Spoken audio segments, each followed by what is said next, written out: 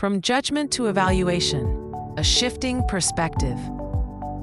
First of all, we have to say that we will not talk here about morals, or at least not with moralistic intentions.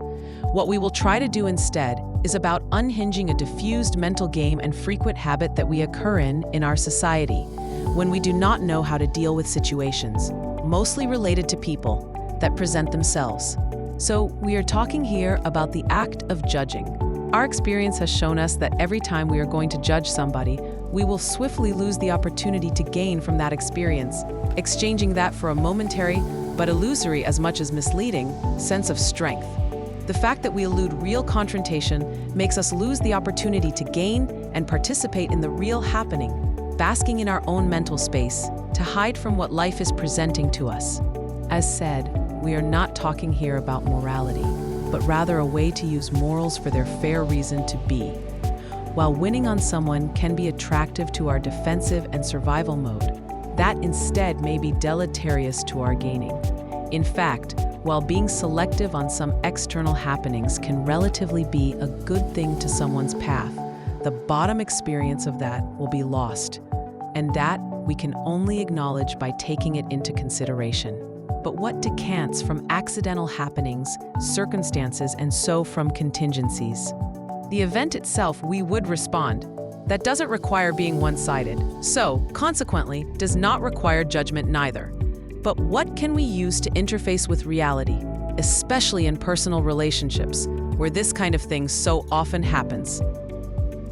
We think it can be a good idea to suspend the use of judgment aimed at the moralistic resolution, or at most, the psychological means.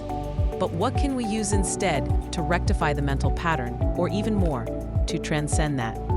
We are looking here for a permanent resolution, which in our opinion can surely be evaluation. Evaluation does not require you to be a party by any means. It doesn't require you to be or even create unconsciously a counterpart. Dialogue does not necessarily demand for opposition. Being another part does not mean contrast or even more, conflict. We can say it just requires some care and attention, profitable for our own and surely overall general stability.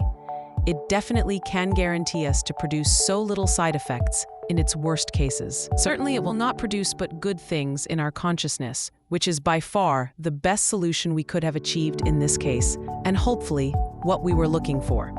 What we are saying here is the fact that by judgment, we firmly and instantly know that we are dealing with our psychology, whatever kind of things it may imply.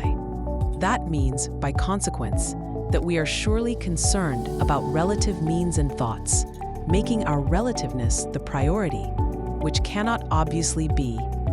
So we are rapidly bound to miss the occasion of our presence there, in that particular speck of life. What are we doing here?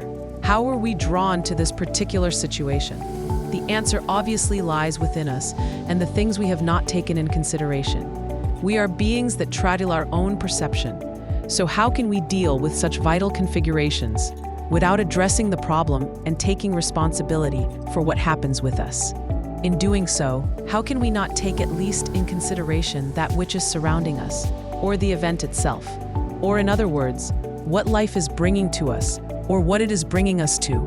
To neglect will surely bring us to a loss. So in declining whatever circumstance, we should not lose the opportunity, and most of all, the time we anyway have to invest, in whichever way we go, to consider and evaluate.